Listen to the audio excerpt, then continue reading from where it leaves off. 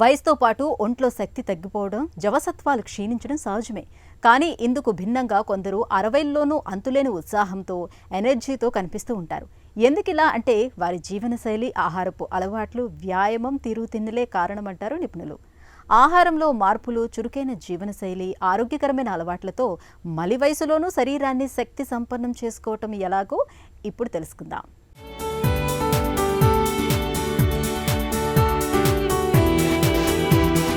మన శరీరానికి వయసు అనేది ఒక సంఖ్య మాత్రమే. వృద్ధాప్యం అనేది ఓ భావన మాత్రమే. నిజానికి శక్తివంతమైన శరీరాన్ని, చైతన్యవంతమైన మెదడును ఏ వయసులోనైనా సాధించవచ్చు. ఆహారంలో మార్పులు, అలవాట్లతో అద్భుతాలు జరుగుతాయంటారు పరిశోధకులు. ఇందుకోసం వారు కొన్ని సూత్రాలను సూచిస్తున్నారు.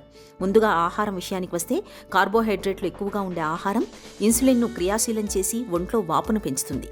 ఆహారంలో క్యాలరీల నియంత్రణ అనేది దీనికి పరిష్కారం కాదు. కానీ నాణ్యమైన మ్యాక్రో న్యూట్రియంట్లు, ప్రోటీన్లతో కూడిన సమతులాహారాన్ని తీసుకోవాలి.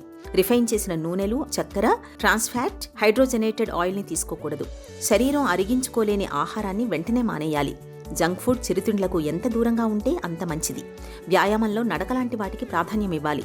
నెమ్మదిగా స్థిరమైన శారీరక కదలికల ద్వారా మెటబాలిజంను సమర్థవంతంగా మార్చుకోవచ్చు. వారానికి 2 నుంచి 5 గంటల పాటు తక్కువ తీవ్రతతో వ్యాయామం చాలా మేలు చేస్తుంది. ఎక్కువ దూరం నడక, swimming, pedal boarding, gardening, cycle తొక్కడం వంటి వాటిని ప్రయత్నించవచ్చు. కాస్తంత బరువైన వస్తువులను నెట్టడం, లాగడం, నేలపై నుంచి ఎత్తడం, గుంజిళ్లు తీయడం, ఎగరడం, శరీరాన్ని వంచడం వంటి పనులను వారంలో 2-3 సార్లు 30 నుంచి 45 నిమిషాల పాటు చేయాలి. ఈ సహజ సిద్ధమైన వ్యాయామాలు ఒంట్లో గ్రోత్ హార్మోన్ల విడుదలను పెంచుతాయి. ఫలితంగా వయసు పెరిగినా కండరాలు శక్తిమంతంగా ఉంటాయి. అప్పుడప్పుడు పరుగులు తీయడం ఒంట్లో హార్మోన్ల సమతుల్యతను పెంచుతుంది. ఇక చాలినంత నిద్రపోవడం అనేది శరీరానికి ఉత్తేజాన్ని ఇస్తుంది. పడుకునే ముందు డిజిటల్ తెరలకు దూరంగా ఉండాలి. పడక గదిని చల్లగా ఉంచుకోవాలి. వేళకు పడుకోవడం, తెల్లారే లేవడాన్ని అలవాటు చేసుకోవాలి. అప్పుడప్పుడు చిన్ననాటి ఆటలను ఆడడం మేలు. క్రీడలు మనలో ఒత్తిడిని ఇట్టే తగ్గిస్తాయి. అలాగే రోజు 15 నుంచి 30 నిమిషాలు ఎండలో ఉండాలి. అది ఉదయం ఎండైతే మరీ మంచిది. ఇవాళ ఎక్కువ తెలుసుకుని అంతకంటే ఎక్కువ ఆందోళన పడడం ఎక్కువైంది. చిన్న చిన్న విషయాలను పెద్దగా ఊహించుకుని భయాందోళనలకు గురవడం మంచిది కాదు. వెల్నెస్ అనేది మీరేం చేస్తున్నారనే దానిపైనే కాదు, దేనిని వదిలేస్తున్నారన్న దానిపైన ఆధారపడి ఉంటుంది.